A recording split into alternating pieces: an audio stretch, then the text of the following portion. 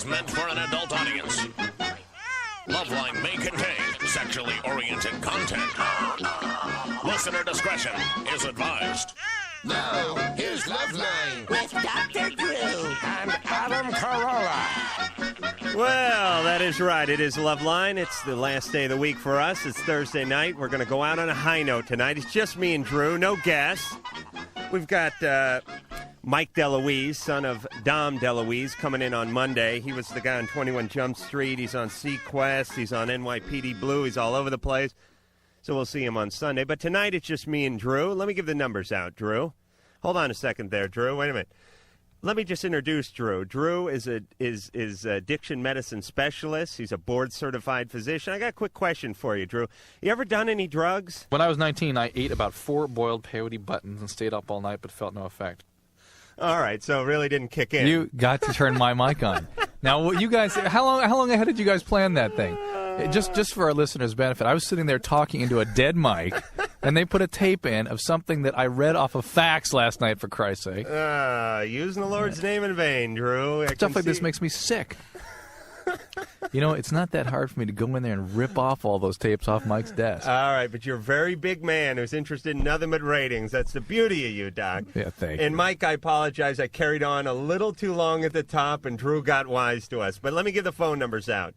1-800-LOVE-191, 1-800-568-3191. Faxes, 310-854-4455. I'm Adam Carolla. That's Dr. Drew, and this is Stephanie. Stephanie, you're on Loveline. Hi, Dr. Drew? Stephanie. Hi, I had a question. Well, actually, there's 2 questions. I accidentally overtook, I took Prozac, the prescription I'm taking for depression right now. Mm-hmm. It wasn't my fault. It was the pharmacist's fault. What did you take? My prescription was for 30 milligrams, but they gave me 20 milligram tablets. So you took 60? No, I took 3. Took 3 of the 20s, which is 60. Yeah. And you did that today? This morning, and I just didn't like. It'll make you a little bit edgy and anxious today. It might make you have some trouble sleeping tonight, but just skip your dose tomorrow. Is Prozac speedy? It can be for people, yeah. No, it just made me feel sleepy. It made you drowsy. That's interesting. A lot of people get kind of edgy and anxious from it, but no, and just kind of like real claustrophobic and stuff. Just skip tomorrow's dose because it has a very long half-life. It stays in your blood about a week, so by the day after tomorrow, you'll be back where you were before you took your big dose this morning. So you could take all your Prozac on a Monday and then just glide through the week? No. A week.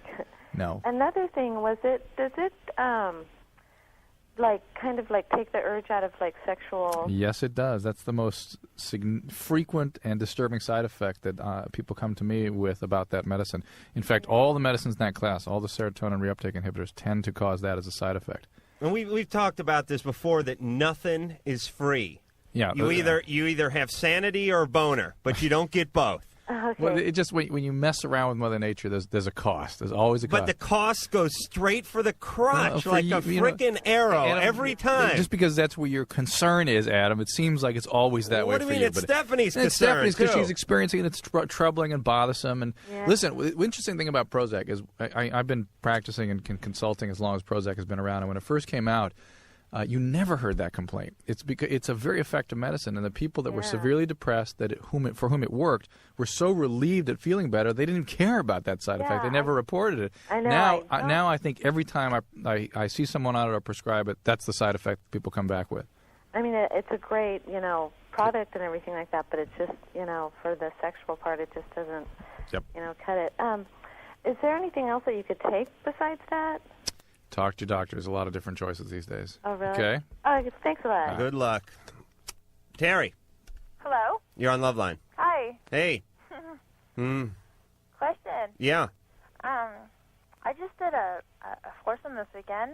Wow. It's like, Now, wait, let me just get something real straight. You always count yourself when you give the sum number after it, right? Yeah. So Foursome means you and 3 others. Threesome's you and 2 others. Right. Sextupsome is you and a soccer team, right? Yeah. Okay. And I was kind of curious about my sexual orientation until then.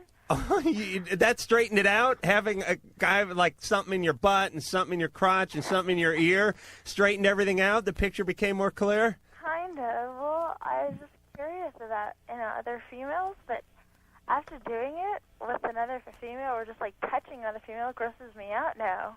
Okay, so you had to be mounted by a female in order to come to that?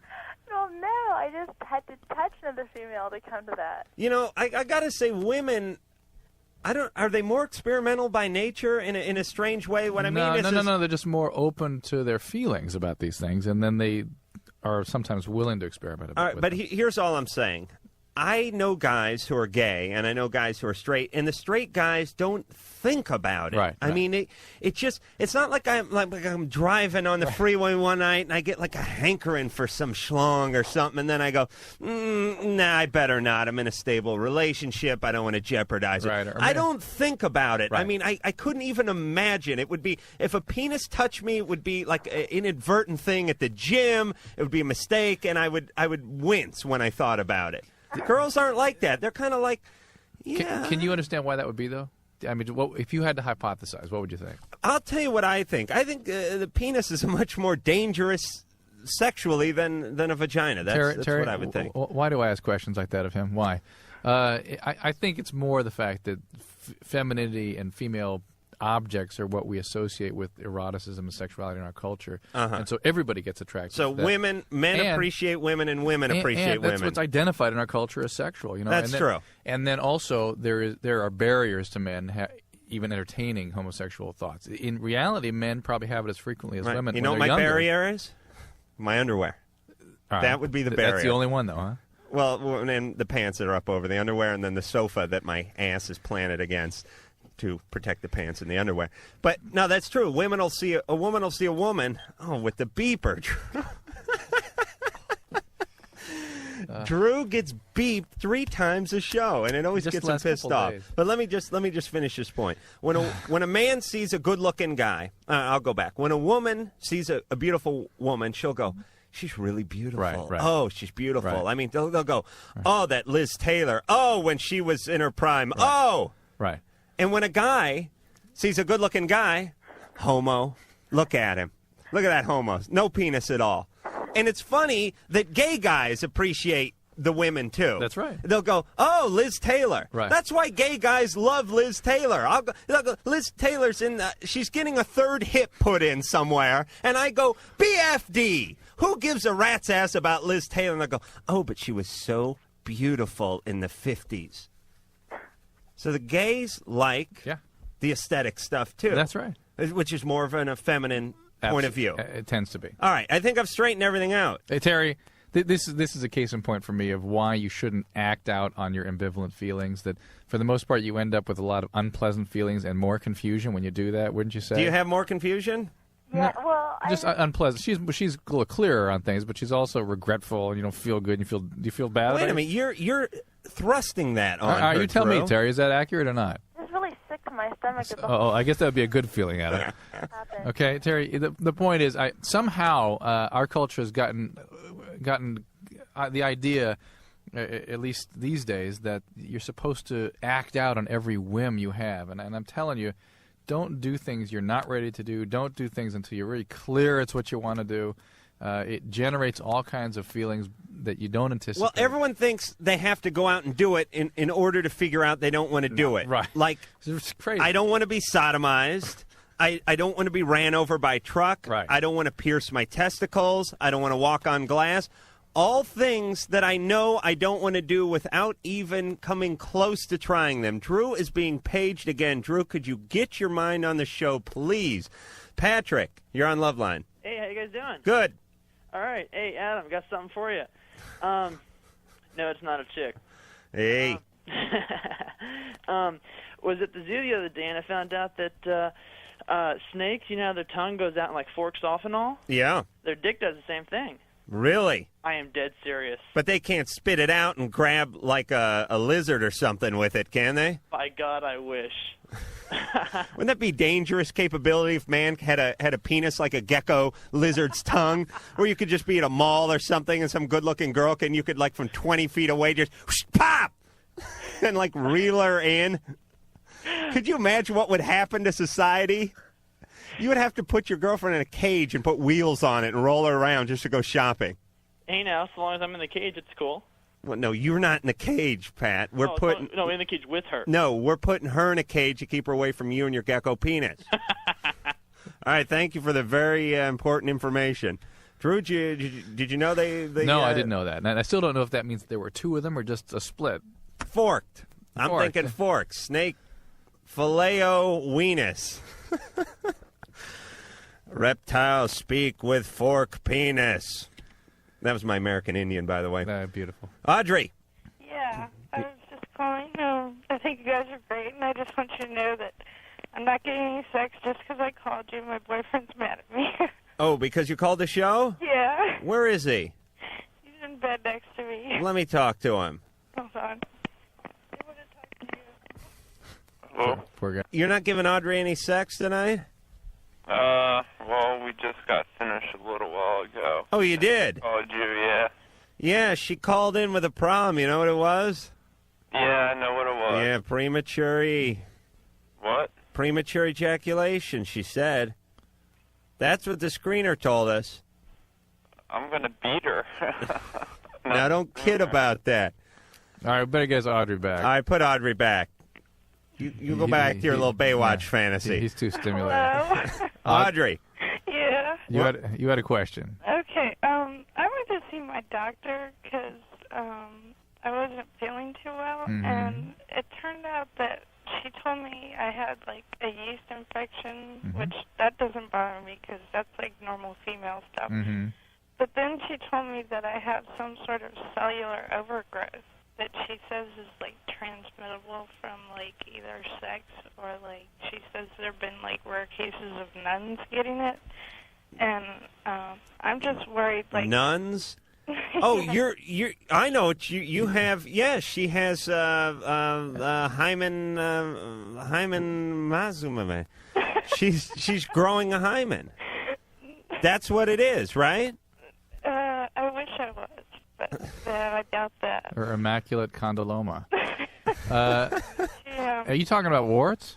No, she wasn't a GYN specialist, so she couldn't really get it. Audrey, I can't tell what you're describing based on what you're telling me. Cellular overgrowth. A wart is a cellular overgrowth, okay?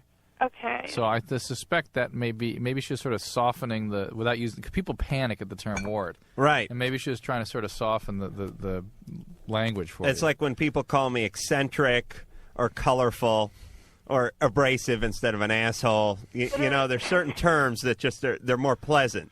But she said it was treatable. Are warts treatable? Warts are treatable, but they're not curable. They're not curable. I'm not sure what she's describing. I mean, there are different. To me, it also could mean precancerous things. I don't know what she's talking about there, but wart virus is something that is transmissible back and forth between the sexes. It's more transmissible if you have more warts, and the warts can be controlled through various methods. But you will always have the virus.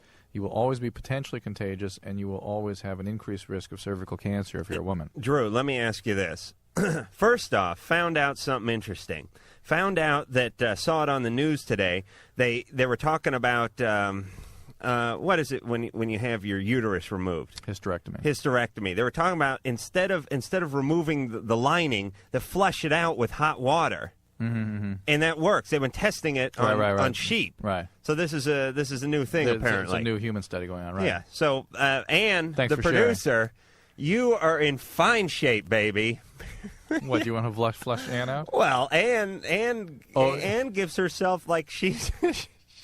What have you been talking to Ann about? No, I'm just saying that Ann, with their bathtub technique, is never, ever going to have to go under the surgeon's knife again. That's right. I mean, she's been practicing this technique for, years now. But I wanted to ask you about yeast infections. How come some girls get yeast infections all the time?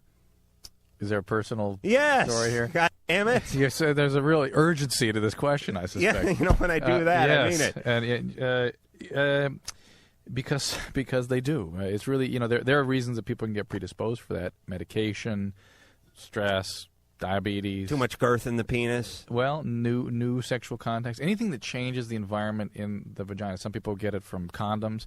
And it's a common thing. It doesn't necessarily mean there's anything wrong with the women. The treatments are now available over the counter. You get Monistat and things. What? No, I know. I'm just, It was just brought up. Don't worry, you won't get another case of, that's all. yeast on your genitalia. That's all I care about. Jennifer, Hi. you're on Loveline. Thanks. Dr. Drew, this is basically for you. Mm-hmm. My boyfriend and I are She really, is carefully directing this away from you, Adam. So Don't worry, I'm poised like a panther to jump in. Okay. My boyfriend and I are basically getting along really great, but there's just one problem. We're both kind of shy, and he's more shy than I am about talking about sex and what he needs, and I'm kind of shy about, making sure that I'm doing what he needs and what he wants. How can I get him to open up a little bit more? I don't think you... All right, go ahead. Drew, go ahead. no, go ahead. No, it was directed at you.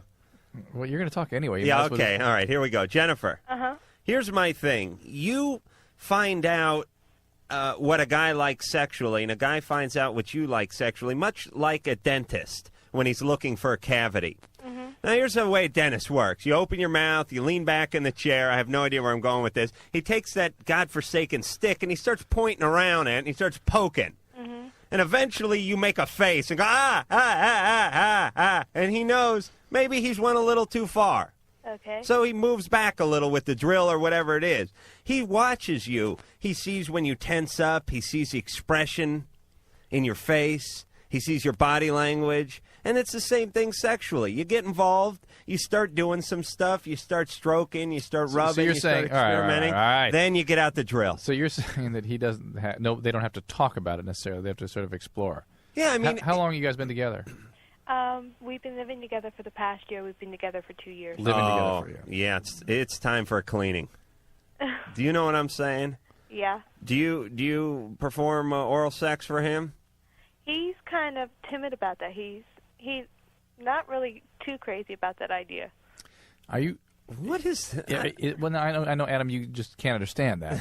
But certainly but can't. What is that compels you to call? I mean, is it you that are maybe perhaps are less comfortable or less happy with things? And sounds like he's pretty happy. Where is he? He's on his way home. But I think it's that Jennifer is not happy with things. Yeah. She wants it. It doesn't seem to be, connected enough for her, right?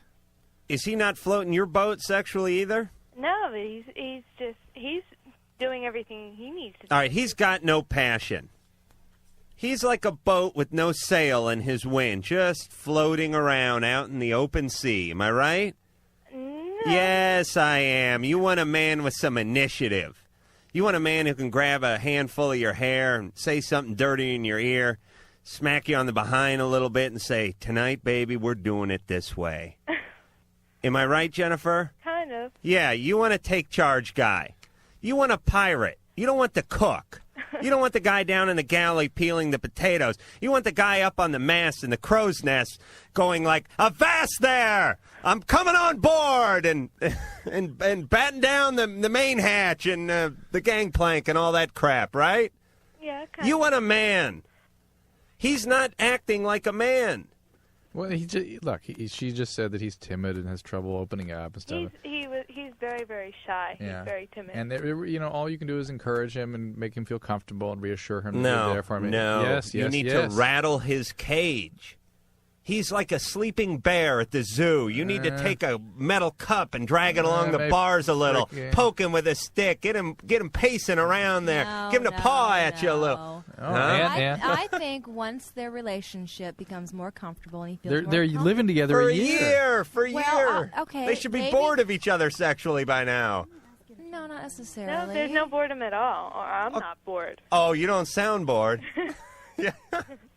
And what would you do? I mean, have you talked to him about it? Yeah, Ann would go running for the tub. Get him to sit on the toilet while you're in the bathtub. Whoa, come on, Ann. Come on, Ann. I'm outnumbered here. Have you talked to him about this?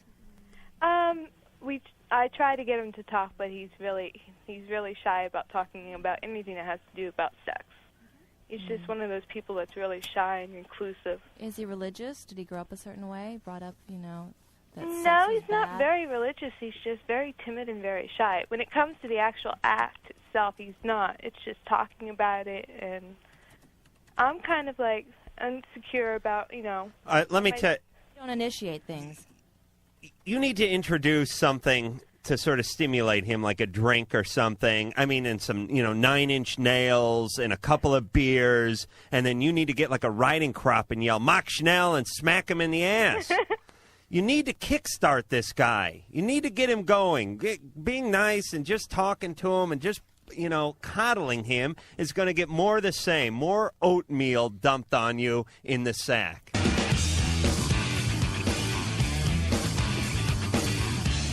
Hey, that has a nice groove to it, Mike. Thank you very much for putting that on. Phone numbers, 1-800-LOVE-191, 1-800-568-3191. Fax number, 310-854-4455. I am Adam Carolla.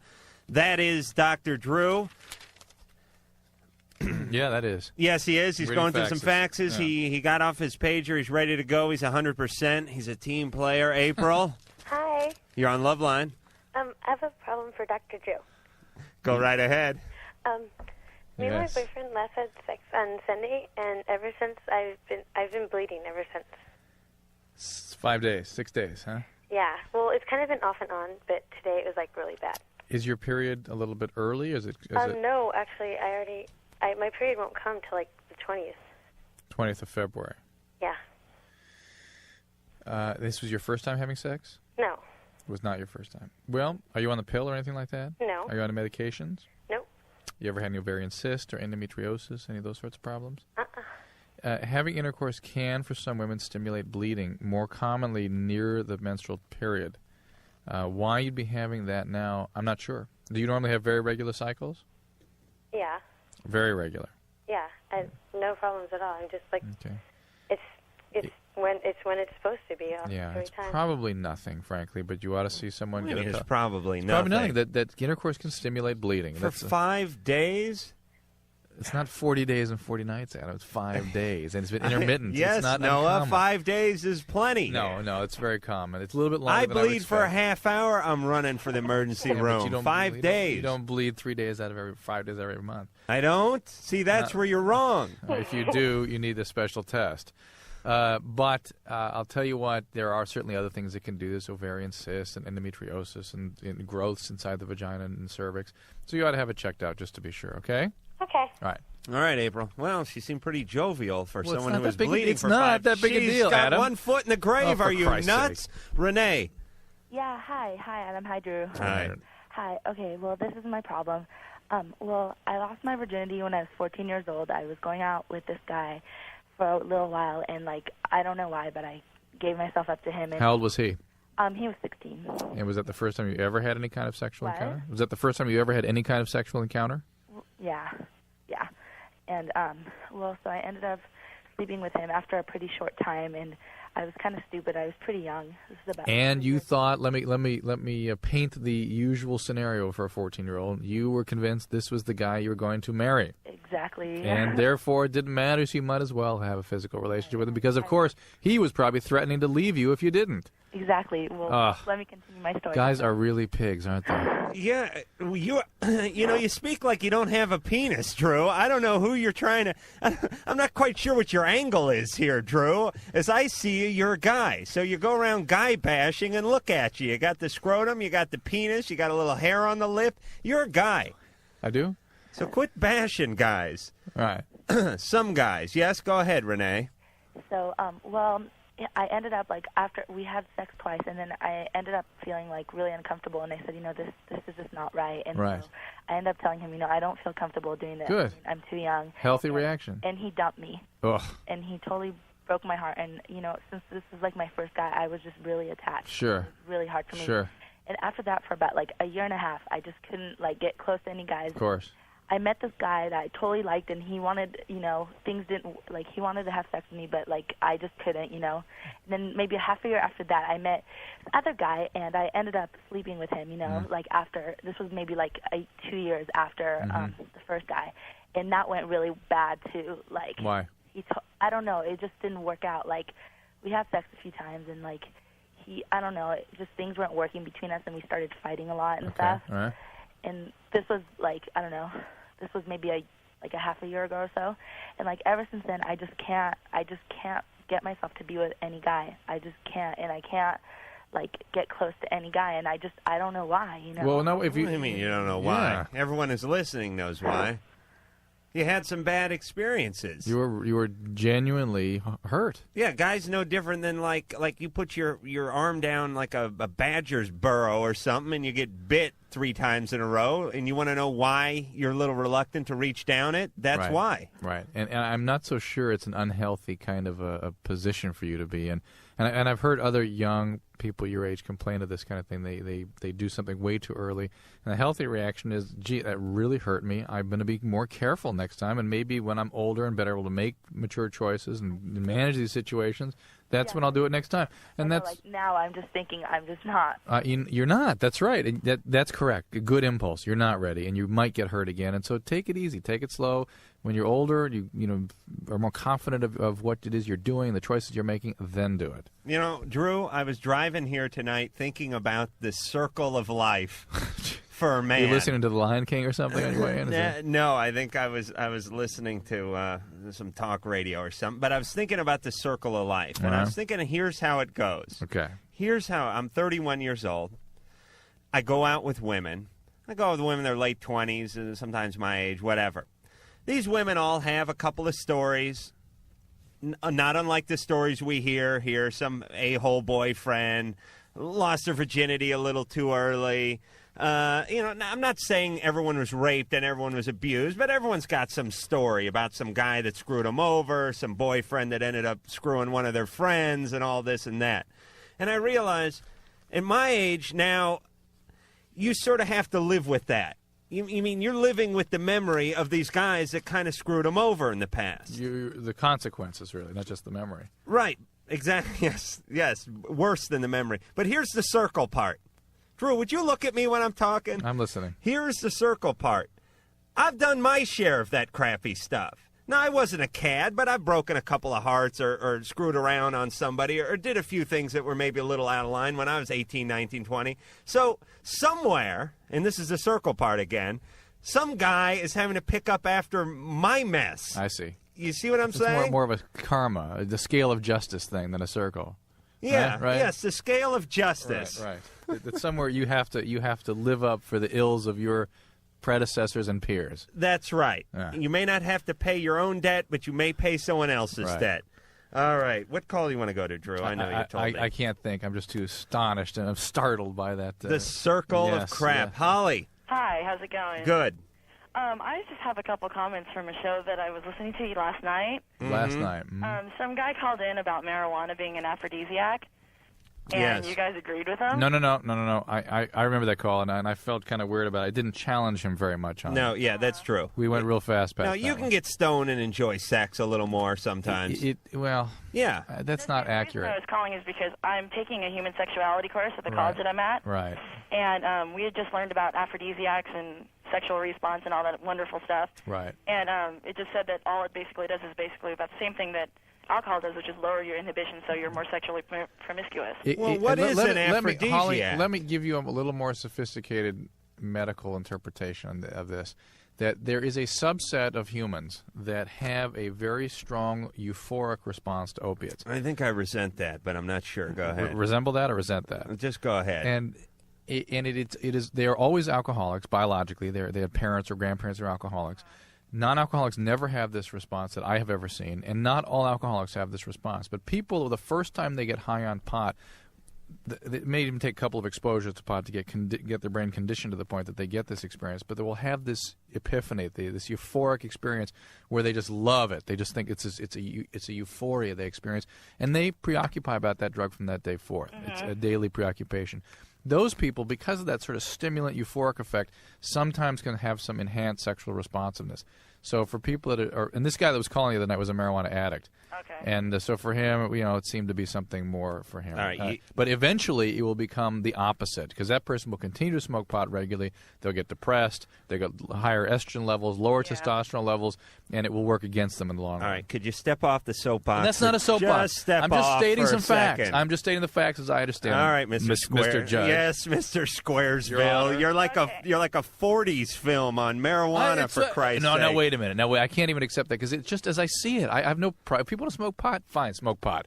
But this is what I see every day in my practice. All right, here's what I'm saying. First off, what's an aphrodisiac? I mean, aphrodisiac could be Led Zeppelin cranking in your earphones while you're having sex. Am I right? Well, Grandma had that experience the other night. Remember that?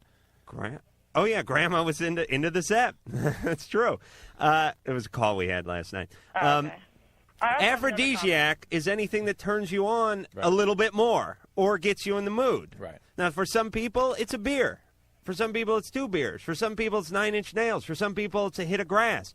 I mean, it's whatever enhances it or whatever gets you that much closer to it. And what I'm saying about marijuana is yeah, if you get stoned every day of your life, you're going to grow breasts, you're going to lose your job, and you're not going to be able to get a boner. But if you like to have a puff off the peace pipe on a Saturday night before you get it on, and that makes the sexual experience that much better, then that's an aphrodisiac for you. And do you Stop think pointing. Do you think I'm going to disagree with that? You pointed at me first. I know. I don't disagree with that. I'm just stating the facts. All right, Holly? All right, I also have one more comment. Real fast. You guys were talking about the first time you guys masturbated. What? Yeah. Like what? that? Yeah, Drew said when he was 12. What? So, yeah. Adam, you said it was the first time you masturbated was when you were 16, something like that. Right. Right? Well, that same day in my class, we found out that the majority of small children, before they reach age 1, they've masturbated already. Well, but women go through it. I'm not talking about scratching my nuts, Holly. Yeah. I was doing that in the womb. Holly, Are you kidding? Holly, No, I'm not Holly, kidding. go pick up Freud. They had a whole theory about how infants go through, or young children go through a genital phase where they preoccupy with that. I'll tell you more about that after commercials. This is Matt. And this is Sherry, and we're from the Rentals. You're listening to Adam Carolla And Dr. Drew on Loveline. Well, it didn't sound like we handed them a piece of paper with our names on it and twisted their arms to say that, did it? They had a good time, though, didn't they? That sounded fairly organic. Yeah, I guess they did have a good time, and we had a good time with them. Actually, it's been a fun week, and this is just going to be the kind of capper to it. No guests, just Drew and myself tonight, and you, the Loveline listeners and callers, having a good time. Let me give the phone number. 1-800-LOVE-191. Faxes 310-854-4455. And lovely Celender. I think I've made a new word. Celestial Celender. Producer Ann, you had a question for the good doctor? I've got a question for you guys. Why do men always touch themselves? Like always. You're always adjusting, or you have your hand down your pants, or... I could tell you why. Drew's going to give you the wrong go ahead. answer. Go ahead. That is the man's number one piece of luggage. You know what I mean? That's a carry-on. Do you know what I'm saying? That's why I sleep on my stomach, because I'm scared that I'll wake up and someone will have stolen my penis. Do you know what I mean? Anne's shaking her like, Yeah, Anne I was looking at a message here. I mean, well, I have breasts. Women have breasts in front of them. We don't sit there and fondle our breasts. you can live without your breasts. They have No, I couldn't. They have radical mastectomies. They have women are enlarging them. They're shrinking them. They're doing all kinds of breast things. But they're still there. Yeah, well, no, you can actually have them removed and still carry on. You can That's have not you the can point, have you can though. have your junk removed too. Let me. Is that a threat? Well, pain. That's not a good excuse because it's there. I'm just saying it's a kind of a huggy blanket for a guy. You know, when you're a kid, there's a little blanket you dragged around all the time because it made you feel secure. Well, now I put my blanket aside, and I've now grabbed my huggy penis, and I drag that around the house. But I've also noticed how, Adam, you are absolutely, in a euphoria about having found baby powder. Oh, yes. And so, the fact is... You want to see? I've talked up tonight. But the fact is there is some true mechanical discomfort to wearing clothing and having that all... Oh, yeah. Drew's talking about me talking about the virtues of dumping the talc down the shorts before you leave the house and keeping everything... So just plain old uncomfortable. So there's a mechanical issue. Yeah, women say that all the time. They go, how do you move around with that? They don't say it to me. They see me. They understand how I can get around just fine. But they say it to a lot of guys. They can't picture having that much rolling around the slab. It just seems like you'd be used to it by now, since it's always been there. No, every day is a new day with a penis. And there is also a certain neurologic kind of circuit there. For instance, when people are coming out of comas, particularly males, the first thing they do is start fondling themselves. They just start touching themselves. Is it almost like a calming thing? There is a quality to that, but I think it's some kind of I don't know. I honestly don't. Well, no, I'll tell you. I mean, you go a weekend without fondling your junk, you're on top of it come Monday morning. You go 5 years in a coma without touching yourself. Obviously, it's the first thing you're going for. Not that they're masturbating. It's just some kind of a neurologic circuit that's there. Yeah, it's not masturbating. It's just touching it. Well, it's like you're alive. Like when you think you're dreaming and someone says, "Pinch me." This is the same thing. Grab me. Yeah.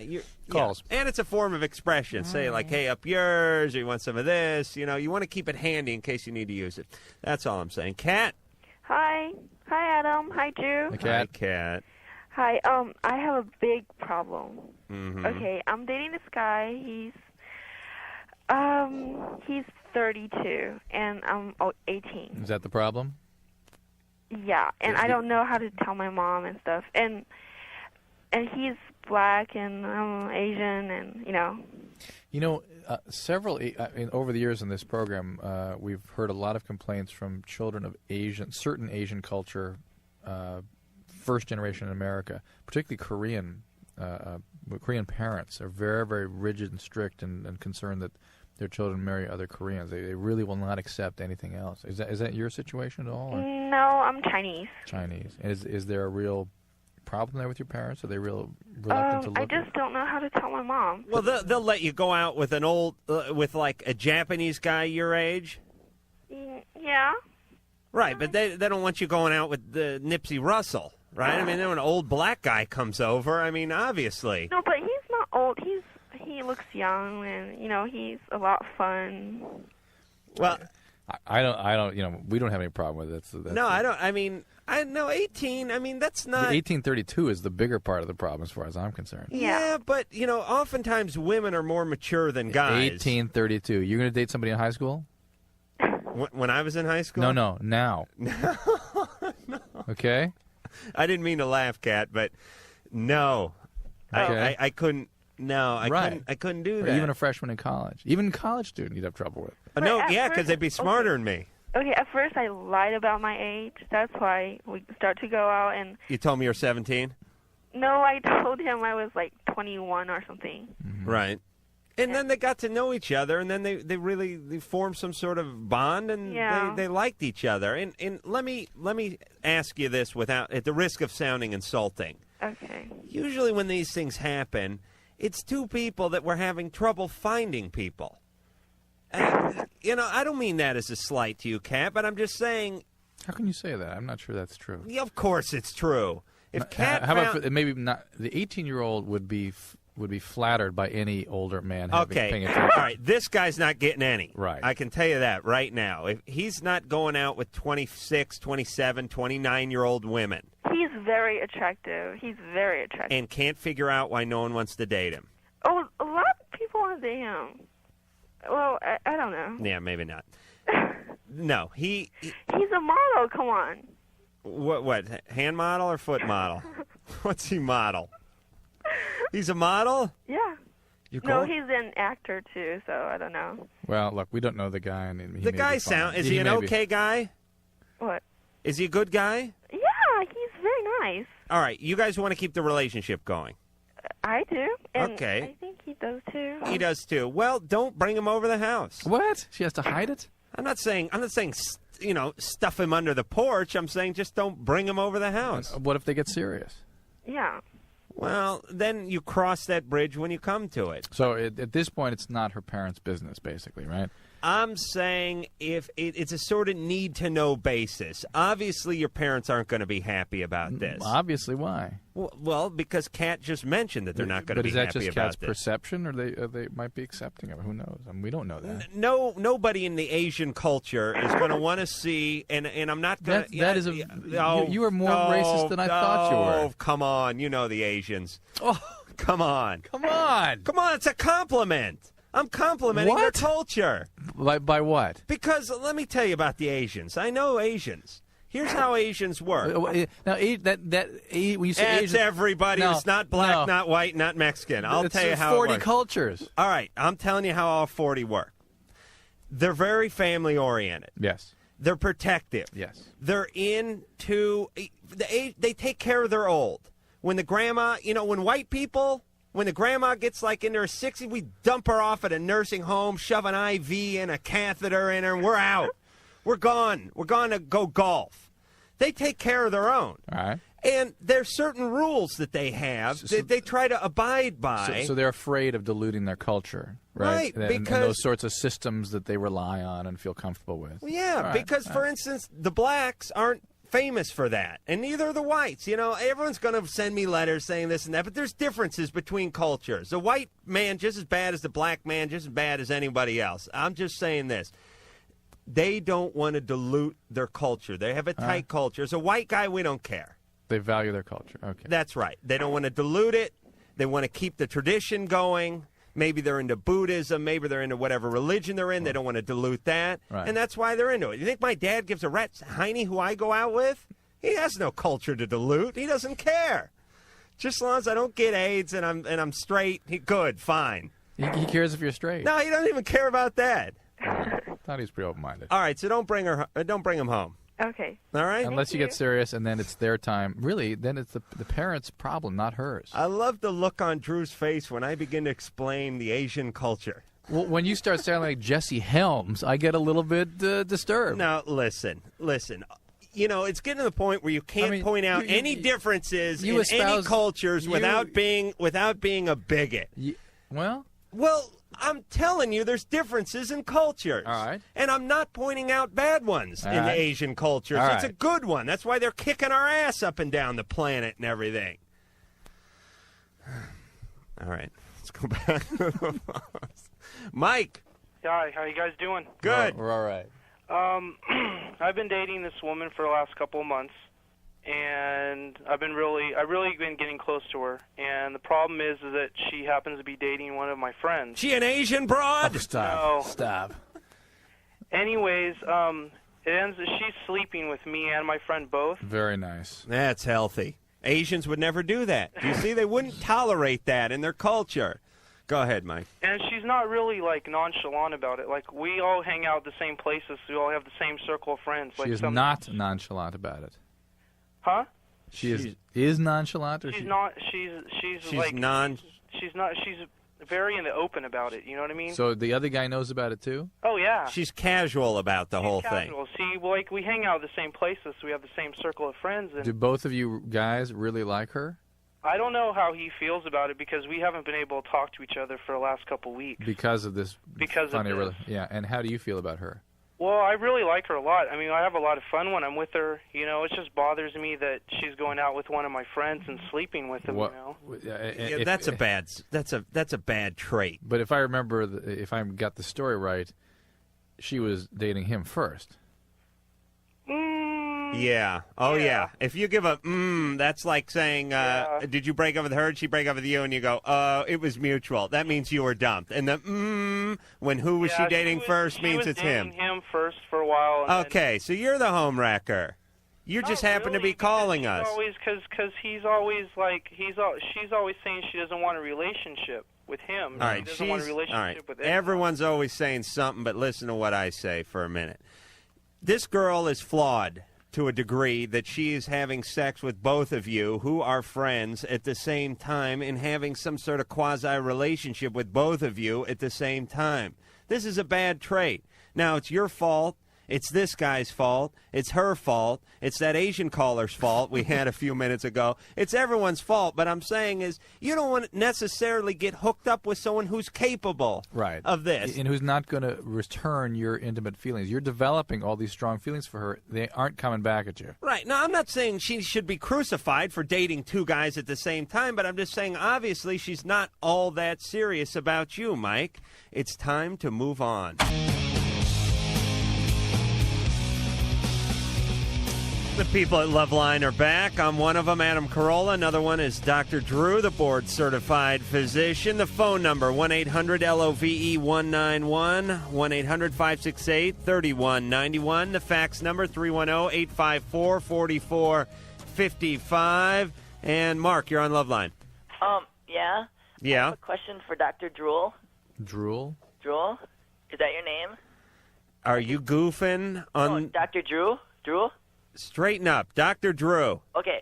I ever since I was born, I've only had one testicle. Like, one of them hasn't dropped down, I think. Did you have it taken out, the other one? No. It hasn't, like... Mark. What? A non-descended testicle needs to be removed, okay? It does? You're not 19, are you? I'm 19. Are you actually 19? What year were you born? 1977. Sounds good to me. I was like, I don't know, I'm too embarrassed to tell anyone about it. You've got to talk to your parents. Believe it or not, a non-descended testicle can become cancerous. It needs to be removed. Anything that, like, sits in one place long enough gets cancer on it. Well... No, I mean, that's the way the body is. It's a cruel thing, isn't it? Well, I don't know that I can generalize quite that specifically, but it is a cruel thing, Adam. Yes, I'll back you up on that. Don't be condescending, doctor. I wasn't born yesterday. But the fact is, you've got to talk to a doctor about that. It's got to be taken care of. It is nothing to be ashamed of. But I'm, like, embarrassed to tell anyone about it. Mark, then go to a doctor or somebody who you can talk to. It's a common problem, very common. Sometimes they can pull the testy down, frankly. A good shot in the gut will get it unlodged, won't it? Is there, like, a home remedy I could do? Like, No, Mark, no way. Mark, look, I'm insisting that you see a doctor. You talk to a professional about this. It needs to be taken care of surgically. They can always put a prosthesis in, a plastic or glass thing in there if you're really concerned about how it Right. works. What's Sammy Davis Jr. doing with his glass eye? Perhaps we can talk to the estate and see if we can wrestle that away from them. Yeah, people get embarrassed, and it's sad. It's sad that someone with a legitimate medical problem won't go because the legitimate medical problem is in his underwear. Right. And all of a sudden it becomes a joke now. This is a very cruel society we're living in. Thank you. I'm thinking the Asian cultures don't work this way. In Asia, you got a problem with your nuts, boom, you're right to the doctor. You're proud. Guys, for talking about this stuff too, right? Even we barely are able to do it. I know, no kidding. No, the doctor. I was just saying to the doctor in the 10-second little break there. I said, it's really sad that people have legitimate problems, right? But they're of a personal nature, right. or actually society has deemed them to be right. of a personal nature because they have to do with your reproductive system, right. because they have to do with your genitalia, or your emotions. And for that reason, you're not going to get it serviced. You're not going to get it taken care of, and you get cancer and you can die. Right. And Drew looked at me and he said, "That's why we're doing the show." Right. And I looked at him and I said, "No, it's for the money." No. And then he nodded his head and said, "What am I thinking?" But what I did say, though, is that even this show periodically gets scrutinized. What are you guys doing? Why are you talking about this stuff? Well, because people don't have anywhere else to bring this material. People go, what were you doing talking about nuts? Right. And it's like the guy was on the brink of cancer. That's right. what we were doing, talking about nuts, you Bible-smacking Republican bloated communist, you. All right. You're part of the NRA, I hate the damn NRA hole. Zach. Yeah. Yes, you're on Loveline. How you doing? First, I want to say to Adam, you're like the greatest thing.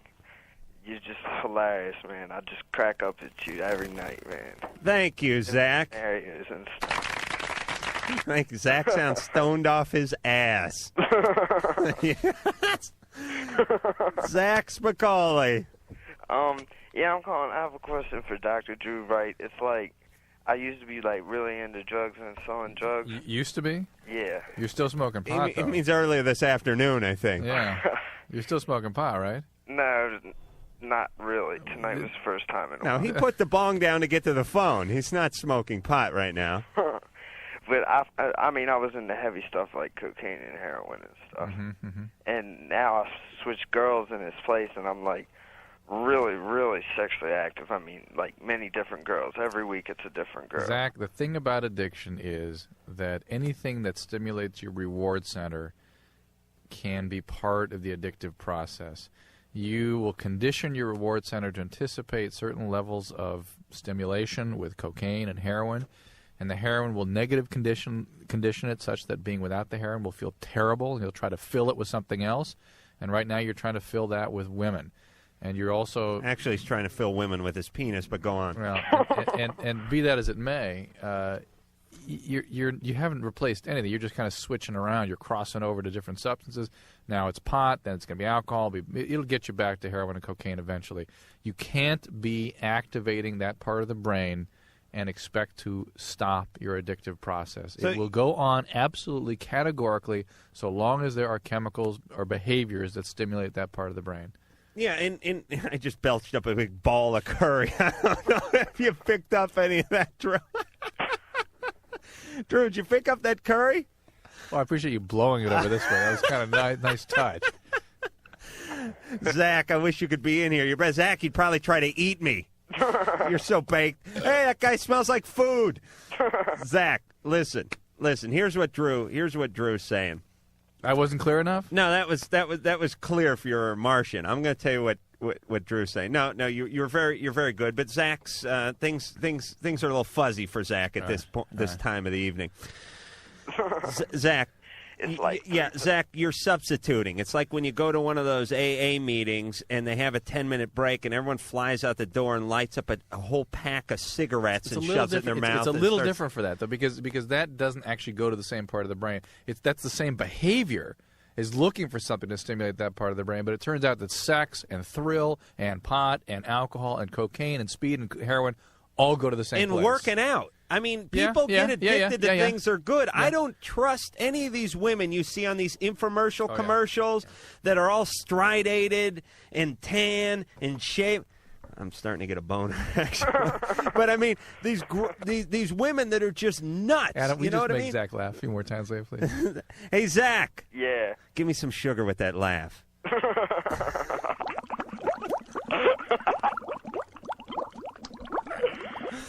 Zach. Yeah. Zach, what Drew's saying is you can't substitute one for another. You got to get treatment, Zach. It's not going to get better. You have to get to the part of you that wants to I've been in rehab for the past 9 months. I just got out. Well, guess what?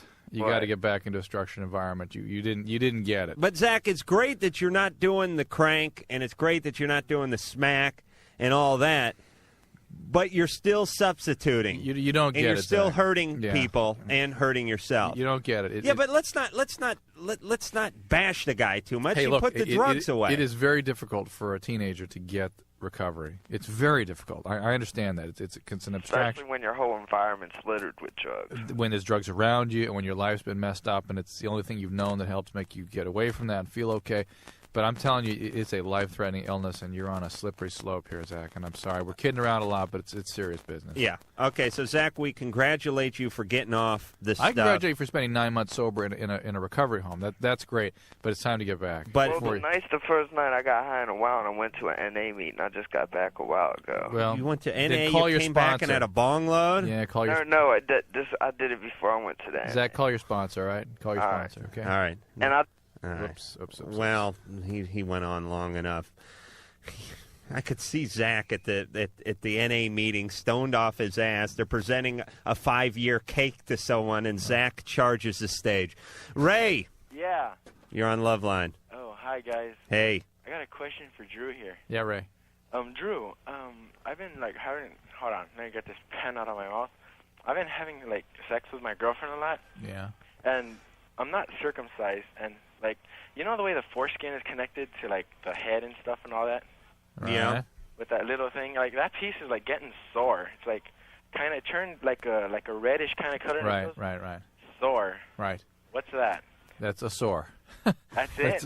You just have over traumatized the area. Oh, that's Yeah, about you it. got to keep that area real clean. It ain't gonna fall off or anything. No, you get infected though. Why don't you put a condom on when you're having sex for a little while? Oh well. Protect it, okay? I ran out. Ran out of condoms. Yeah. Well, just as long as he's got a solid excuse for having unprotected sex, I guess that's okay. No. He did run out. Nah. When did you run out? 3 months ago? No, just Tuesday. Ray, next time you run out to the 7-Eleven and get yourself some more. I like when I sound like a dad. So, nothing's wrong though, right? It'll heal up and I'll be better. If it continues to break down or get worse, have a doctor look at it. I mean, that can be. You can No, I'm gonna hold back for a while. I already told my girlfriend. Right. Hey, give me a week or so. But Ray. Yeah. Safe sex, all right, pal. Condom. Okay. You should be using that anyway. Ray, when you told your girlfriend, give me a week or so, did she go, take 2? No, she didn't. That's always a bad sign, by the way, when you go in like your boss's office and you go, I think I'm going to take like a leave of absence for about a month, and they're going, you sure don't want to make it 6 months? You should take an extra year. Take your time. Come back when you're ready. Drew, you pick the call. All right, not if you're going to make a career out of it. Okay. All right, 6. Mike. Yes. You're on Loveline. Hi. Hey. My question is a couple years ago, probably 91, 92, I had an orchidectomy. It's a testicle orchiectomy. That's where you have a killer whale removed from your spleen? That would be an orcaectomy. It was, practically. This is an orchiectomy. He has his testicle. You have cancer? Free testing. No. It was benign. I had a blastocele that really ballooned and finally got it taken out. My girlfriend freaked out on him. But wait a minute. What's a blastocele? We've worked seals and we've worked a few forms of marine life into this call. Go ahead. I'm going to work otter in the next 20 what my minutes. urologist said was that the water, the fluids that came in and out, got blocked. Like the tide, okay. Yeah. He didn't call it a hydrocele? Yeah, and then it inflated. They didn't call it a hydrocele? That's what he said. They called it a blastocele.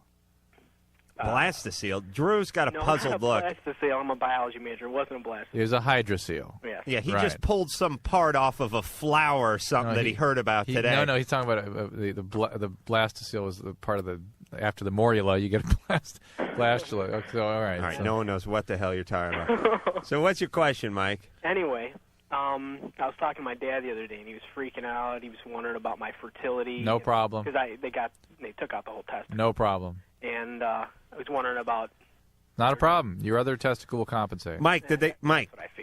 Yes. Mike, did they put a dummy nut in there? No. They do that sometimes. Yeah, well. I know. Hey, I know a guy. Mike, I know. I just belched up another big curry ball. You're actually proud of that when that happens, aren't you? You know, you can't hold back. If I can't fart, then a good stinky belch is like the next best thing. I know a guy got his. Oh, wow, that sounded good. I know a guy who got his finger amputated, cut off or whatever, and the doc offered to like cut it back a little more and clean it up. Sometime. Yeah, that's common. I mean, because the bone sticks out if you don't. It was clean and everything, but they just said they could pull it, bring it back to the knuckle, or bring it back to the whatever. Sort of like take off another inch for cosmetic reasons. Right. That's weird. I find that weird. How does it look now? The finger. It looked like Jerry Garcia or something did, or does, or was, or something like that. But yeah, it looked fine. I mean, the point is don't take any more of my finger. But why did you ask for the dummy nut? No. For the decoy? No, I would have been curious to see it, but there was really no recognizable testicle left. It was. Yeah, but they. I know, but why didn't they offer that up? Weren't they negligent, Drew? I don't know if that's negligent, but they can put. What do you mean? Of course, that's negligent. They can put a prosthesis in there, so. No, there's no cosmetic. He doesn't want it. I don't care. That's fine. Good man, Mike. Let me tell you, the nuts are the ugliest thing in the world. The least you have to look at them, the better. Right. But girls somehow are fascinated with them. All right, so did we answer your question? Yes, you did. We did? All right, yep. Wow. I had no idea.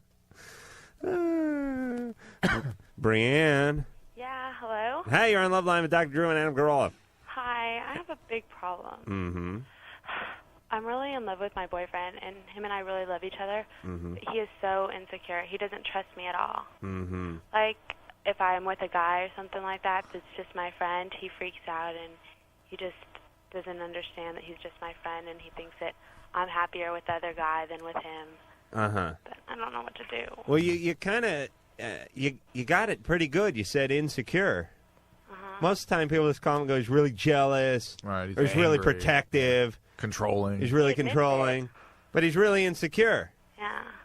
I don't know what to do because I can't prove to him. And he really loves me a lot. I know that he loves me more than I love him.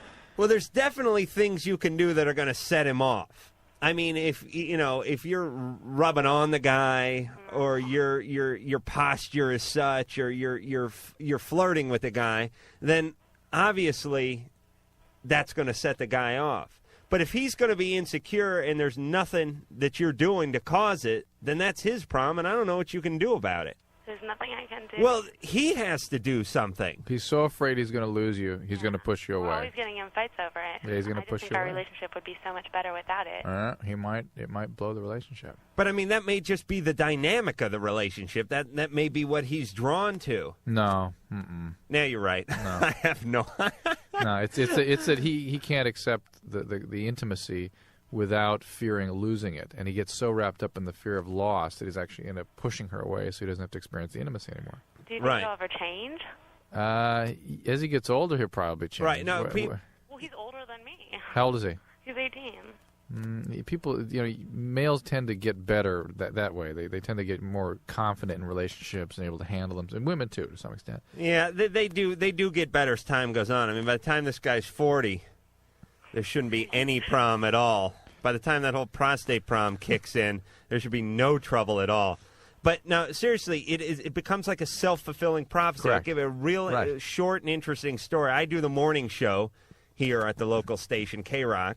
And when the guys found out, the morning show guys found out, Kevin and Bean found out I was going to do the nighttime show, they said, oh, you're going to come in, you're going to be tired, you're going to be on 3 hours sleep, you're going to drop us in a week, and you're going to just say, screw us. And I said, no, I'm committed to the show. I'm going to come in. And I came in, like, I went to bed at 2, and I got up at 5, and I came in. Right. And for the first couple of times I came in, they were like, he seemed real tired, and he's just going to leave. And I eventually said to them, you keep talking like that, and You're going to push him. I am going to leave. Right, you're going to be You're so sick of right. hearing this. Your fear is going to get what your fear requested, which is you're going to push me away. Right. And so it's this sort of self-fulfilling prophecy. Yep. Should I tell him that then, or do you think that'll scare him even more?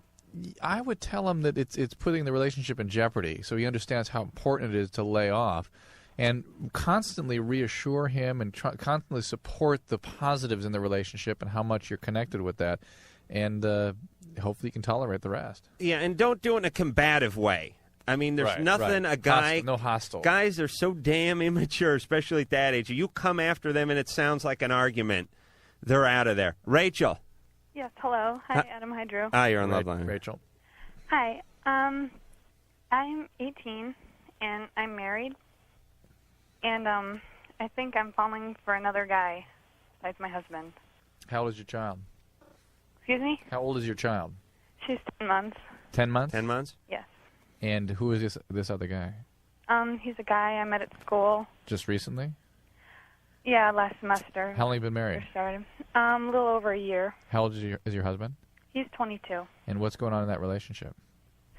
Well, I don't know. We're both young, and I don't know. We get into a lot of fights because we can't really handle this.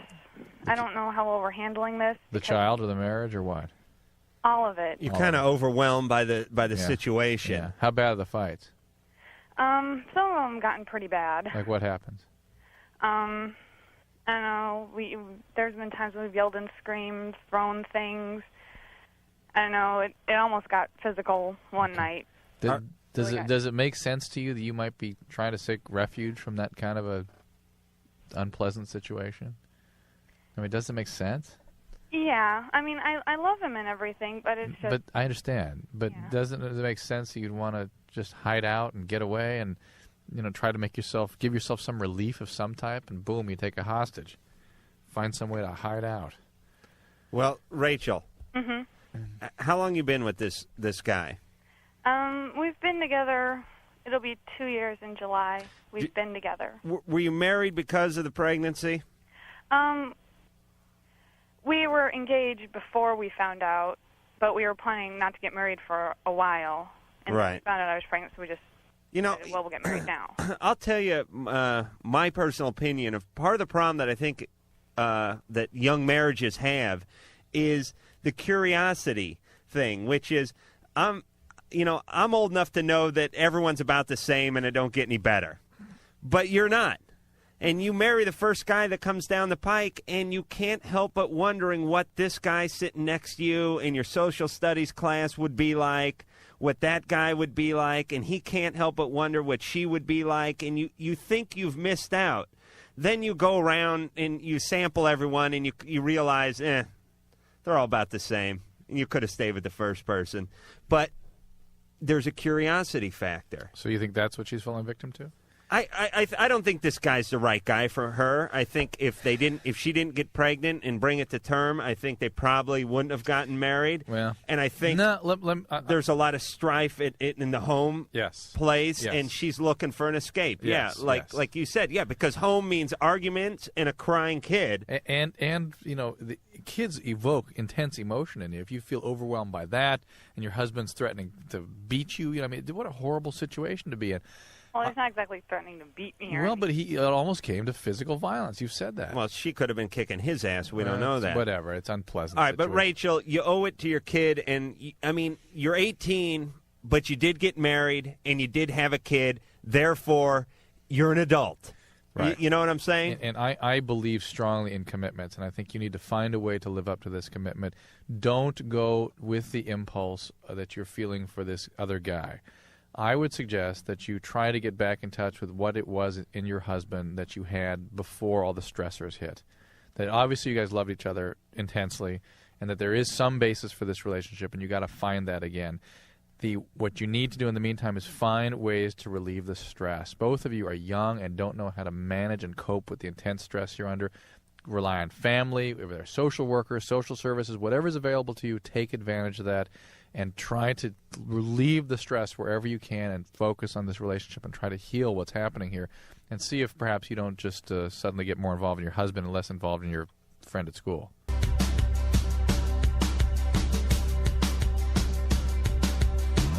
Hello, this is Roland Ozerbach from Tears for Fears, and you're listening to Loveline. Hello, this is Roland Ozerbach. This is Adam Carolla. The phone number, 1-800-LOVE-191. 1-800-568-3191. Fax number, 310-854-4455. That is Dr. Drew pointing at the screen like a monkey. Amanda. Yes. You're on Loveline. Hi. Hey. I called in about a problem that I have. That's good. Okay. This all started like a year ago. And I was kind of not even seeing this guy. It was like I just, met him at a party, and I kind of knew him. And, one thing led to another that night, and I was, really drunk. So, we were, having sex. And then some other girl comes in this room, and, she just is like, okay, well, let's get it on or whatever. And, she, starts joining in, and I kind of, freaked out on that. And I was like, well, whatever.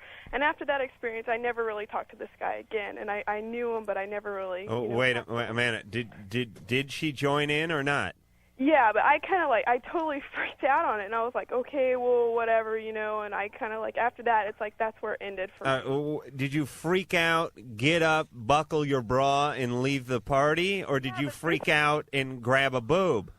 No, I did not do that. No, not at all. So now that it wasn't a threesome. Huh? It was not a threesome. No. Okay. But she was there, and that kind of just really freaked me out. So I didn't really talk to this guy for a long time, right? And then, so now 3 months ago, I moved in with a new roommate, and she's my best friend, and she started going out with this guy, and he talked to me, and he asked me not to say anything, and how, that, he never, that, that's the first time he ever did anything like that, and all this stuff, and, I was like, okay, well, I won't say anything, because I didn't want to, hurt her feelings or jeopardize our relationship or whatever, right? I just wanted to see how things went. Well, the other night, he's over here at our house, and he goes in her room with my roommate, and I guess he waits for her to fall asleep, and he comes out, and then he comes into my room, and he's, all trying to kiss me and everything and get on me, and I'm, totally freaking out, and I haven't told her, and I don't know if I should tell her. I don't know what I should do. Well, of course you should tell her if she has any feelings for this guy. Yeah. This guy's a jackhole. Yeah, this guy's an asshole. Can I say that? And he's he freaks me out totally. And he's like, well, don't say anything. After I'm like, no way, man, this is not going to happen. And he's just like, oh, well, don't say anything to Becky and blah, blah, blah. Tell her the whole story. I don't know how, though. I don't know how to say it. What do you mean you don't know how to say it? Why? She's going to freak out. All right, I'll tell you how you're... Take a deep breath, Amanda. You eating that curry too? I'm about to barf up another curry ball for Drew, by the way. Amanda, you are not going to have to tell her. I'm going to tell her. Okay. You understand? Uh-huh. Where is she? She's in the other room. Boy, you're yelling pretty loud for someone who's in the next room who you don't know how to tell. She's like way on the other end of the house. There's no way she could hear me. That's pretty swinging pads you guys have. How old are you? I'm 18. Jeez, when I was 18, I lived in a one-bedroom with 3 guys, Yeah, for but Christ's is this sake. a sorority house or something? All right, Amanda. Huh. What's her name? Her name's Becky. What's his name? His name's Jack. All right, put her on. You were right. He's a jackhole. He's a jackhole. I'm going to straighten this whole mess out. Okay, hang on. I gotta see if she's awake. All right. This might take a minute. Hang on. All right. This woman lives in a palace. But it might be a sorority house or something. You think it's a sorority house? I don't know. It doesn't smell like a sorority. I can usually sniff out the... How can you tell over the curry? Soiled panties. Mike, the retarded engineer, is having a field day. Look at him. He's... Here we go. Just don't be mad at me, okay? Just here. Hang on. Here she is. Yeah, okay. Hello? Becky, Yes? this is Adam Carolla, a.k.a. the voice of reason. Oh. This is from the hit radio show Loveline. The other voice that you don't hear right now is Dr. Drew, a.k.a. Dr. Drew. Hi, Becky. Okay, How you doing? Good. Now, Amanda told us we should talk to you because she had something she wanted to tell you, because she cares about you, because she's a friend of yours, and she didn't know how you would react. So I told her we would shoulder the burden. There's no way she can get another line, is there? Is there another line that Amanda could get on? Oh, mm-mm. Okay. Just one line. All right. Best you should have it. You know our friend Good Time Jack? Yeah. The guy you've been dating? Uh-huh. What do you think of Jack? He's great so far. Seems like a pretty decent guy. Yeah. He's opening the doors. Oh, yeah. You first. Treats me good. Perfect gentleman. Yeah. Chivalry is not dead. Or is it? Chivalry? We have the inside dope on Jack. Inside dope. Oh, no. We have the news on Jack. Let me tell you about this Jack. This Jack is jacking you around. Your friend Amanda told us about a story of being at a party with Jack, having a few drinks, and having a little escapade with Jack in one of the bedrooms. You know, one of those things where the coats are... before they were dating. This is way before you were dating Jack. Okay? Oh. All right, nothing? No? No sex? Well, maybe a little. Maybe a little? I don't know if there was actual penetration or not, but there was a little hanky-panky. Wait, please. Becky, hear me out, because you're going to thank me, you're going to thank Drew, and you're going to thank Amanda when we're done. On the bed with the coats on it, kind of thing, and somebody else stumbled in, and Jack tried. Somebody else? Jack tried to form a threesome. Now Amanda would have nothing to. Wait, hear me out. Amanda would have nothing to do with this, so she left and never saw the guy again, and never went out with the guy again. And didn't say anything when you started going out with him because he'd asked her not to say anything. Okay? But the other night, when he was over at your place, Uh-huh. after you'd fallen asleep, probably dreaming of this Jack, What? he wandered in to Amanda's room and tried to put the moves on her. Oh, my God. Do you see how guys are? Oh, my God. Do you understand the essence of man now? Oh. You're seeing the truth, aren't you? Now, Amanda, God bless her, didn't want to hurt you. But she didn't want to hurt you worse by letting you go on living this lie with Jack. Because Lord knows. God. Because you haven't been going out with him long enough for him to really sink his claws into you yet, have you? Mm-mm. No. No. Right now, it'd just be a flesh wound, wouldn't it? Deep flesh wound. It's not like he has one of his talons gripped around your heart, though, at this point. It's not like when he pulls it out, your heart's coming with it. There's just going to be a little bleeding, a little Bactine, a little dabbing with a cotton swab, and you'll be back. You'll be back on your feet in no time.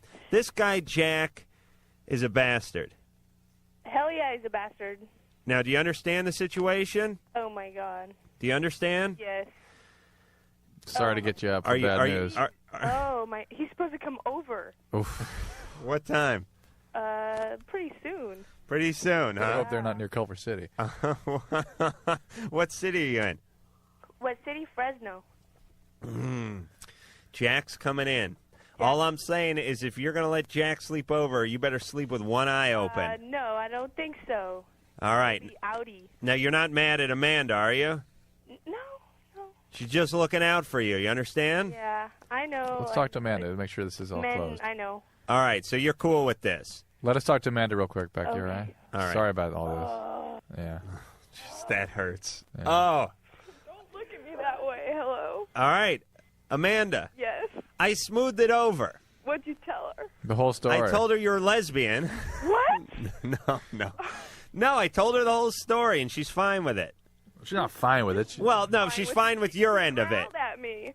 Well, she growled like an animal does when you're walking around its food. That's all. I have no idea what Hit that the meant. fan when he gets there. Yeah, I think so.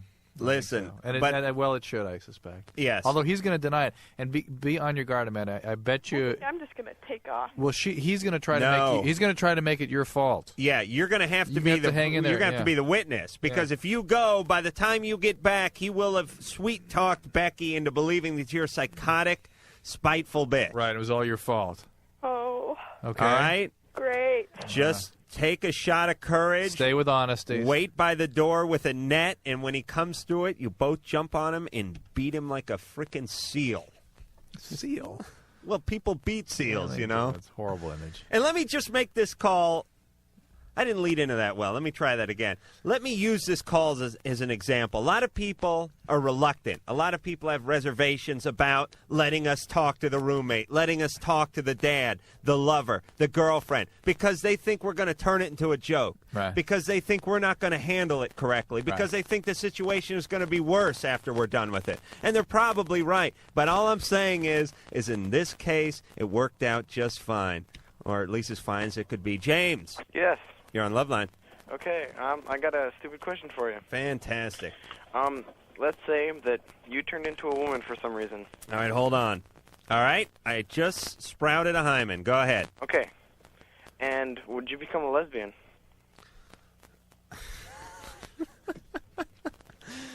See, you're trying to corner me here because either I'm going to be a lesbian or I'm going to say I love schlong. Yeah. Wow. I got to believe that I would just join like the LPGA and call it a life. Loveline, phone number 1-800-LOVE-191. I am Adam Carolla. We have here every night, doing a fine job tonight, on top of your game tonight. Me? Yeah, you're like Jordan, doing like Thank you. 48 points tonight. We have, that is Dr. Drew, by the way. We have faxes coming our way at 310-854-4455. Faxes like... Here's an easy one. Is pot smoking worse than sniffing paint?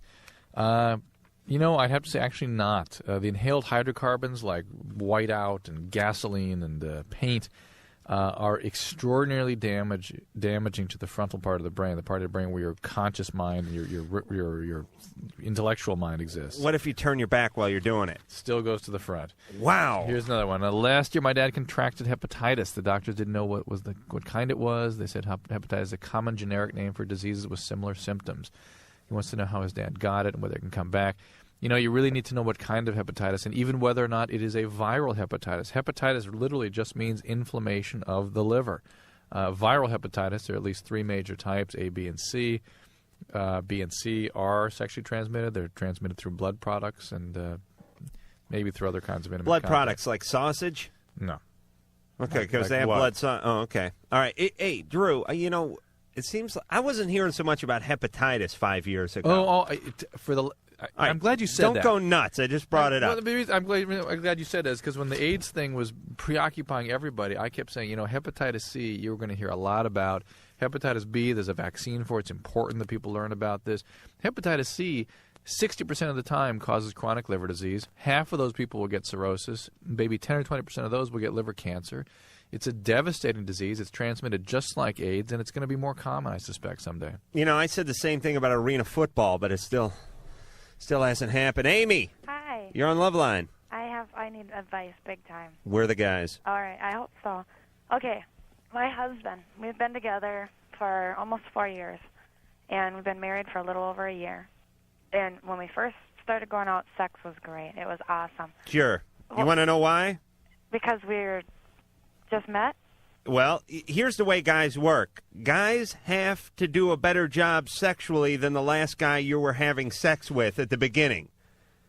You know what I'm saying? Yeah. They have to knock the old guy's sex out of you and insert their sex. Okay, well, he did a good job at that because this is the one guy I've never enjoyed sex until I met this guy before. And before I met him, I didn't even enjoy it. Right. Well, now there is none. Now you don't have sex. No, I have to more or less beg. And I've tried everything. I've even gotten the 203 ways to drive a man wild in bed and everything. And This is your boyfriend? My husband. Husband. Let me tell you about all these books, these videos, these, surprise your man. Bake him something and answer the door when he comes home from work in a teddy and put some slippers on him. When a guy isn't into it, he ain't into it. And you could answer the door covered with pig's blood, and if he was into it, he'd be on top of you in the living room. And conversely, all the lingerie, this is a big BS societal thing. They're just trying to move product. It is. It is. Probably true. The whole Fredericks of Hollywood, the whole, what the hell's that catalog I whack off to all the time? Victoria's Secret. Mike's now pulled out his penis. Very good, Mike. Put it back. Worry about the board. This all based on women thinking they can change a guy's ideas by doing some guys this are into that stuff, though. Yeah, but look, if a guy's turned on by a woman in lingerie, he can't rip it off her fast enough, and then he balls it up and throws it under the bed, or he wipes himself with it real fast and then tosses it in the hamper. Guys give a rat's ass about lingerie. Here's you know what guys think of lingerie? You look good in lingerie, you're gonna look better naked, and you're gonna look even better when I'm on top of you. That's what lingerie is. This is a whole big scam, just like all this weight loss crap. If it ain't happened, weight loss crap. What? Yes, all this. Oh, you can look like this model. You can buy Cindy Crawford's workout video. That's just a big masturbation fest. That's all that is. If you're fat, you're going to be fat. You're not going to look like Cindy Crawford. Cindy Crawford looks like Cindy Crawford not because she works out, not because she eats alfalfa juice, because her parents made her. Right. That's why she looks like that. No other way. Good genes. All right, good genes. All right, Amy. Yeah. The hell were we talking about? Her husband. Husband's not having sex with me. All right, there's something going on here. It's an emotional thing. Yes. You think? Yeah. Oh, yeah. Yeah, it's not about, unless have you put on 30, 40 pounds? No, I'm 5'6.5" and 115 pounds.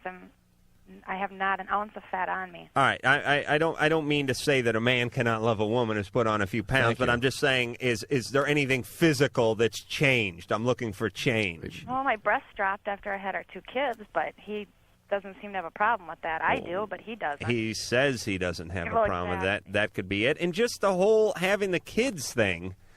He looked at you. You went. You're not going to go back to that again, are you? Well, I can't even remember. What was it? Yeah, I don't want to even. No. I'm not going to go the Chuck E. Wait, Cheese wait, analogy. Wait a minute, Are you Ann. saying it's okay that he's not attracted to her because her breasts sagged after she had babies? No, that's not what he's going to say. No. Fortunately, he's not going that bad. Okay. No, I'm saying. I'll kick your ass. Yeah, I agree. I don't think we let him get away with that. So. No, I wasn't going to go that direction, producer Ann, with the perky breasts. I was going to large and perky, which is a very rare and sought after combination. This guy, and I think maybe a lot of guys do this. I don't know if this would happen to me, but I imagine there would be elements in it. Is you go from looking at your wife as a sort of sexual being, as a sort of into this sort of reproducing being, this biological, or a mom being, or a mom. And God knows there's nothing a guy's less turned off by than the mom presence. Maybe that has to do with it. Did it drop around the kids? I mean, the sex? Well, it was my drive picked up when I was pregnant with our first one, Lord's and cruel his joke, kind of yes. slowed down, and then after I had her, it picked up again, and then when I got pregnant with the second one, it slowed down, and now it's just dead. And how's Wait. Your drive slowed down after the second? No, his. His did. Yeah, what's going on with him and the rest of his life? I mean, how's work going? Well, he just started. See, this doesn't help either. He just started a new job last a week. It's almost 2 weeks now And where is he it, works. Is third it difficult to schedule it in with your children shift. being? Yeah, he works third shift, and my dad does too. And so I asked my mom, well, when are we supposed to have sex? She says, like me, on the weekends. Well, last weekend was our first weekend, and I didn't even get it then. Wow, you have quite a healthy relationship. Well, but we are happy together, except for the sex. No, I meant you and your mom. I think you should marry your mom. Everything. You know, Missy, when your father was porking me, back in the days when we was working at McDonnell Douglas there during the war effort, he used to come home during his lunch break, and I'd give him a quick blowjob before he headed back to help out the war effort. Praise the Lord and pass the ammunition. Amy. Help me. Yeah. I have you confronted him? Oh, yeah. Yeah, but is in a non-confrontational way? I mean, we'll sit down and I'll just try to talk to him about And what does he say? He just doesn't feel like it. Is he on medication? Or else he'll get after me because keep bugging him. I keep dropping hints every day, and he'll say, well, that's what's turning me off, so then I'll quit. And Is he on medication? Nope. Is there anything else going on? Is he drinking a lot or doing drugs or anything? He was drinking a lot for a while, but he's now with this third shift job, he can't. Do you think there's any chance he's doing some drugs at all? Nope, he doesn't do drugs at all. This is tough, and I know he probably feels like he would like to change the subject immediately when you bring it up. Yep. Because he probably feels inadequate. He's a little less than a man. Right. I mean, here's the deal.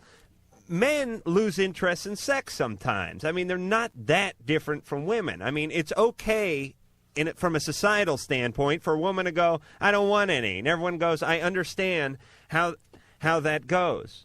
But when a man does it, he feels ashamed. He feels, he's made fun of. You know what I'm saying? So guys get very hesitant about saying anything. They don't want to. He probably tries to change the subject. He doesn't want to talk about it. He feels uncomfortable.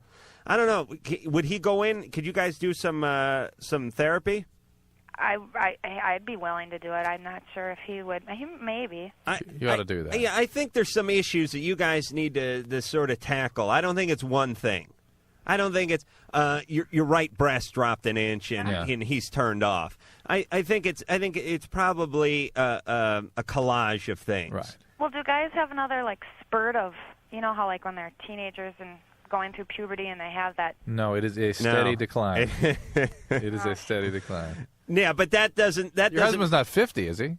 No, he's 26. Oh no, don't worry. I'm hornier now at 31 than I was at 26.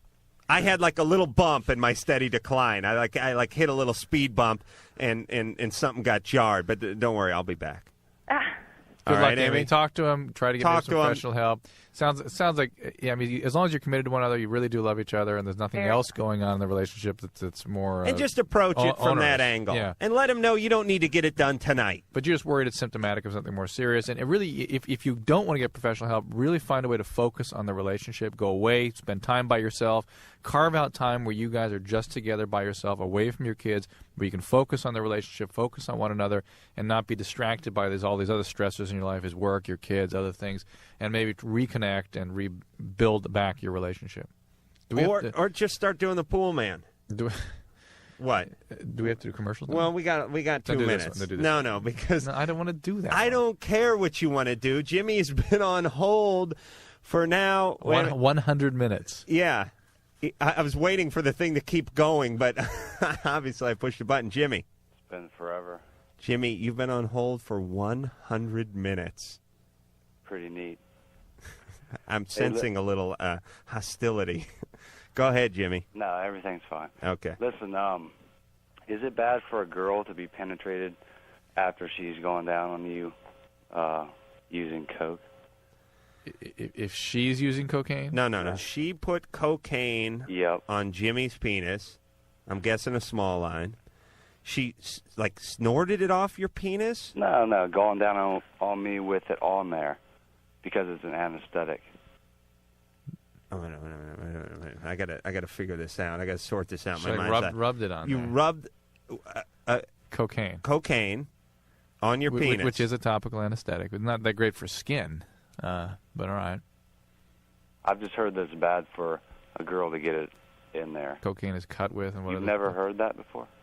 I've never heard of that before. I've never heard of somebody doing that, but I can imagine it would be terribly irritating to Wait a minute, to the Drew. You vagina. never did like an 8-ball, spilled a little powder on the schlong, banged a couple of broads, and had a little slop around in the mayhem. Never. Never. Not even in college. Not even. Jimmy. Yes. How old are you? 24. All right. It's time to stop experimenting with your penis.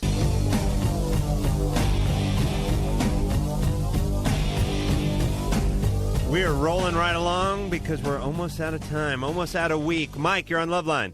All right. So I have a question for the doctor. Real quick, Mike. I want to know what the symptoms are for herpes. Why?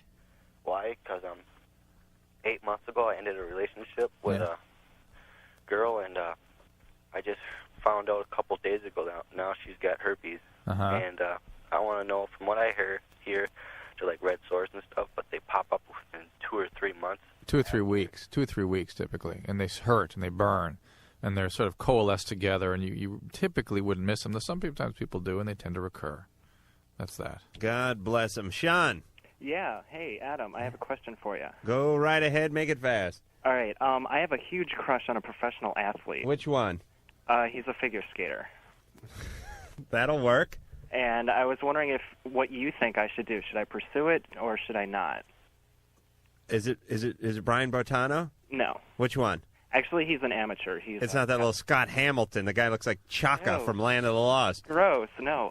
No. Scott Davis. Scott Davis. Yeah. Never heard of the guy. Yeah, of course. What? Pursue it. He's an amateur figure skater. First off, he's gay, right? Pretty much, yeah. Yeah, pretty much. Let me tell you about that. I don't have time to get into the sport of male figure skating. He's gay. Believe me, he's gay. You can see those guys when they have to work couples with the girls. Mm-hmm. You see them wincing when they have to. They're like, oh, ow, oh. Especially when they have to do that thing where they ram their palm in their crotch and all that. It's like they'd rather hold a sack of broken glass over their head, those guys. I say go for it, but first learn to skate. Oh, what a fantastic show we've had tonight, Drew. Indeed. This has been wonderful. What the hell is that banjo for? Is that It's the fun. end music? It's fun. All right, it's fun. Leave it on. Drew, give out the email and mailing address. All right. If you want to write to us, that's P.O. Box 4345, Hollywood, California. 4345, P.O. Box, Hollywood, California, 90078. And the email is LUV191 on America Online. Yes, I want to thank Lisa for screening phone calls. I want to thank the lovely Sherry for doing a wonderful job on the phones tonight. Good calls tonight. I want to thank the beautiful, lovely, and angular producer, Ann. Angular.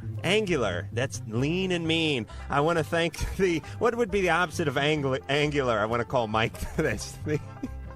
The curvaceous, the bodacious engineer Mike. I want to thank Scott back at the home camp. I want to thank myself, Adam Carolla. I want to thank Dr. Drew. Thank you, sir. And we'll see you Sunday. So that's it then. The opinions expressed on Loveline by Adam Carolla, Dr. Drew, or anyone are not necessarily ours. Be happy. Be happy. Happy, happy, happy. Loveline's producer is Ann Wilkins. Thank you.